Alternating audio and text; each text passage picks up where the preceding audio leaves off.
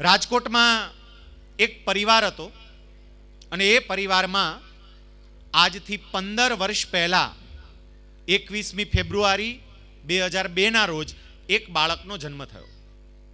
કોઈ પણ પરિવારમાં કોઈ બાળકનો જન્મ થાય તો સ્વાભાવિક છે એ પરિવાર માટે આનંદનો પ્રસંગ કહેવાય, હરખની ઘડી કહેવાય.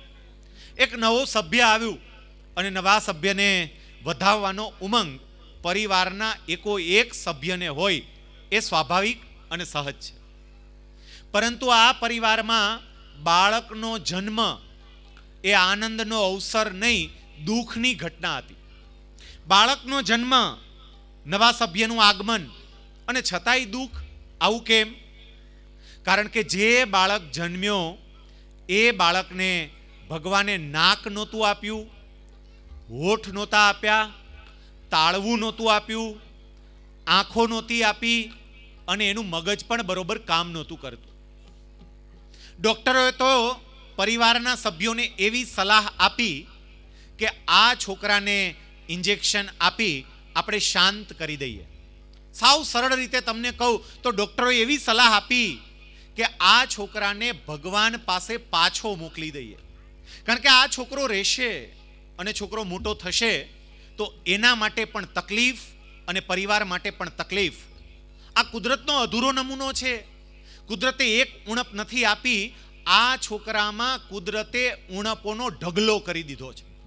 કેટલાક લોકોમાં કુદરત શક્તિઓનો ઢગલો કરે, પણ આ છોકરામાં કુદરતે ઉણપ જ આપી છે.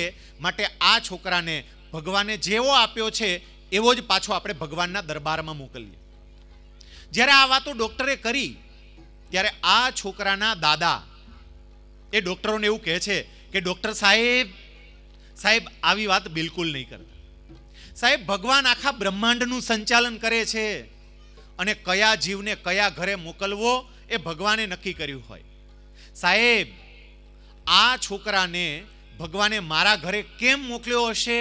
કારણ કે મારા ઘર પર, મારા પરિવાર પર ભગવાનને કેટલો મોટો વિશ્વાસ હશે કે હું જે છોકરાને આ ઘરે મોકલું છું એ લોકો મારા આ દીકરાને બરોબરનો સાચવશે. સાહેબ, ભગવાને અમારા પરિવાર પર જે વિશ્વાસ મૂક્યો છે ને એ વિશ્વાસ અમારે તૂટવા નથી દેવો. સાહેબ, ભગવાને મોકલ્યો છે તો અમારે એને પાછો નથી મોકલવો. અમારે એ છોકરાને મોટો કરવો છે, ઉછેરવો છે.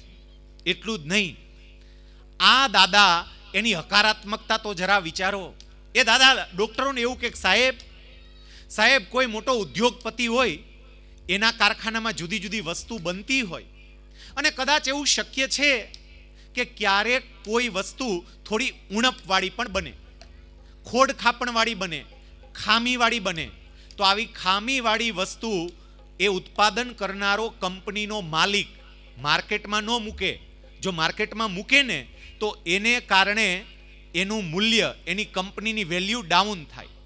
એટલે આવી વસ્તુ એ માર્કેટમાં ના મૂકે, પણ આવી વસ્તુ એના નજીકના સગાવાલાને વાપરવા માટે આપે.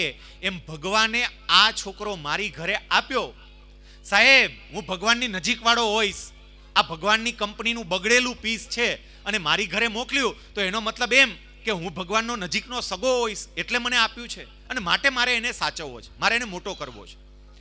આ દાદા છોકરાને હોસ્પિટલમાંથી રજા મળી ઘરે લાવ્યા, પરિવારના બધા સભ્યોને ભેગા કર્યા. આ છોકરાના મમ્મી, પપ્પા, કાકા, કાકી, દાદી બધાને ભેગા કર્યા અને પછી દાદાએ એવું કહ્યું કે જુઓ, મારે એક વાત તમને કહેવી છે. ભગવાને આ છોકરાને આપણી ઘરે મોકલ્યો, પરિવારના બધા સભ્યોએ આજથી એક સિદ્ધાંત અમલમાં મૂકવાનો છે. આપણે કોઈએ આ છોકરાની ખામી સામે જોવાનું નથી, આપણે બધાએ આ છોકરાની ખૂબીઓ સામે જોવાનું છે. કોઈએ એની ખામીનો વિચાર નહીં કરવાનો. ભગવાને શું નથી આપ્યું એ વિચાર કરવાનો જ નથી, ભગવાને શું આપ્યું છે એ જોવાનું છે અને એ જ બધું બહાર કાઢવાનું છે. સામાન્ય રીતે બાળકનું નામ પાડવાનો અધિકાર એની ફઈબાને હોય, પણ આ છોકરાનું નામ એના દાદાએ પાડ્યું. એના દાદાએ કહ્યું કે આ છોકરાનું નામ મારે પાડવું છે. તમને કોઈને આ છોકરાની ક્ષમતા ઉપર અવિશ્વાસ પેદા ના થાય એટલે આ છોકરાનું નામ હું ઉત્તમ રાખું છું અને આ ઉત્તમને આપણે સૌએ સાથે મળીને સર્વોત્તમ બનાવવો છે. એ છોકરા ઉપર જુદા જુદા પ્રકારના ઓપરેશન થયા. એ છોકરાનું નાકનું ઓપરેશન કર્યું, તાળવાનું ઓપરેશન કર્યું, હોઠનું ઓપરેશન કર્યું. જન્મ વખતનો ફોટો મેં જોયેલો છે.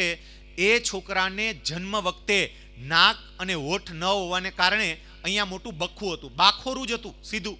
ઓપરેશન કરી અને થોડું મોઢું સરખું કર્યું, નાક સરખું કર્યું, તાળવામાં તો તકલીફ થોડી ખરી. એ છોકરો, એનું મગજ બરોબર કામ ના કરે, પણ એ છોકરો જોઈ પણ ના શકે, એને દેખાય નહીં, પણ છતાંય દાદાએ સતત મહેનત કરતા રહ્યા, પરિવારના તમામ સભ્યો મહેનત કરતા રહ્યા. આ છોકરો આજે 15 વર્ષનો થઈ ગયો. ડોક્ટરોએ કહ્યું હતું કે ભગવાન પાસે મોકલી દો. અરે ભગવાન પાસે નહીં, આ ધરતી પર રહી અને ભગવાનનો પરિચય બની ગયો. એ ઉત્તમ 15 વર્ષનો છે, 10મા ધોરણમાં અભ્યાસ કરે છે. સામાન્ય રીતે આંખે દેખાતું નથી, એટલે પ્રજ્ઞાચક્ષુ અંધ વિદ્યાર્થીઓની શાળામાં એને ભણવા જવું જોઈએ. પણ આ છોકરો અંધ વિદ્યાર્થીઓની શાળામાં નથી ભણતો. આંખેથી જોઈ શકે એવા વિદ્યાર્થીઓ જે શાળામાં અભ્યાસ કરે એ શાળામાં જ આ છોકરો ભણવા માટે જાય છે. આંખે દેખાતું નથી અને છતાં શિક્ષકો જે કંઈ પણ બોલે એ સાંભળીને ભણે અને 10મા ધોરણમાં આ છોકરો એવરેજ 80% જેટલા માર્ક લાવે છે. અત્યારે 10મા ધોરણના વિદ્યાર્થીઓ અહીંયા બોર્ડની પરીક્ષા આપશે. આ ઉત્તમની પણ બોર્ડની પરીક્ષા છે. એ છોકરો પણ બોર્ડની પરીક્ષા આપવાનો છે આ વર્ષે. આ તો સામાન્ય વાત થઈ. પણ આ છોકરો સારામાં સારા તબલા વગાડે, હાર્મોનિયમ વગાડે, પિયાનો વગાડે, ઓર્ગન વગાડે, માઉથ ઓર્ગન વગાડે, એક વાજિંત્ર ખૂબ સરસ રીતે વગાડી શકે.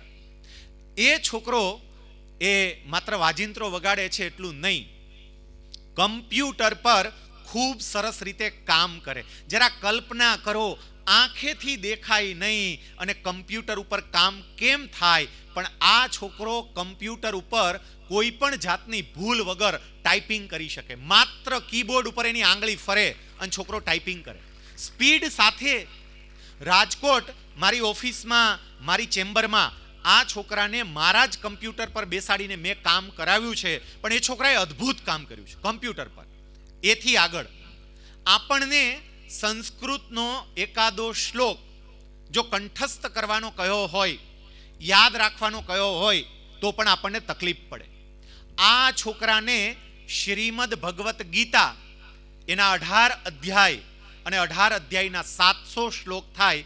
આ 700 શ્લોક આ છોકરાને કંઠસ્થ છે, મોઢે છે. આખી ભગવત ગીતા, તમે ભગવત ગીતાનું કોઈ પણ પાનું ઉથલાવો અને એમાંથી કોઈ પણ એક શ્લોક, એનો પહેલો શબ્દ બોલો અને બીજી જ સેકન્ડે એ છોકરો ભગવદ્ ગીતાનો આખો શ્લોક બોલે. તમારે કોઈ પણ પાનું ઉથલાવવાની છૂટ.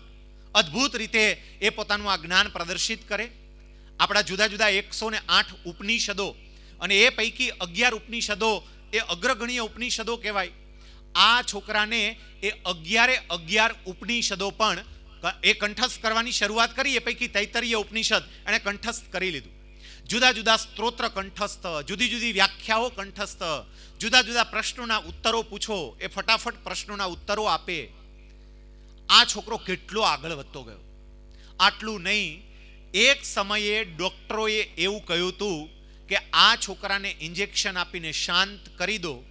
જન્મ વખતે જે છોકરાને નાક નહીં, હોઠ નહીં, તાળવું નહીં, આંખ નહીં, મગજ કામ ન કરે, એ છોકરાએ આટલી બધી કલામાં માહેર મેળવી, કલાની અંદર એ આગળ પડતો થયો, પણ ભારત સરકારે એની નોંધ લેવી પડે એ કક્ષાએ પહોંચ્યો. આપણા દેશની અંદર, ભારત દેશમાં 121 કરોડ માણસોની વસ્તી છે. આમ તો 121 નહીં, હવે તો 130 કરોડ માણસ.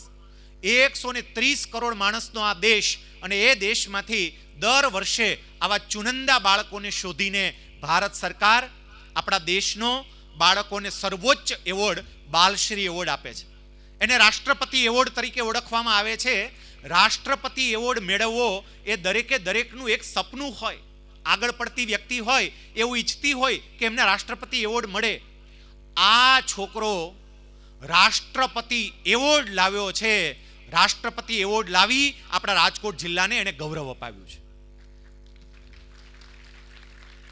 એ છોકરાના જીવન ઉપર એક સરસ મજાની ડોક્યુમેન્ટરી તૈયાર થઈ. મુંબઈના ફિલ્મ નિર્દેશક, મુંબઈના જ ફિલ્મ દિગ્દર્શક, એણે સાથે મળી આ છોકરાના જીવન પર એક ડોક્યુમેન્ટરી તૈયાર કરી.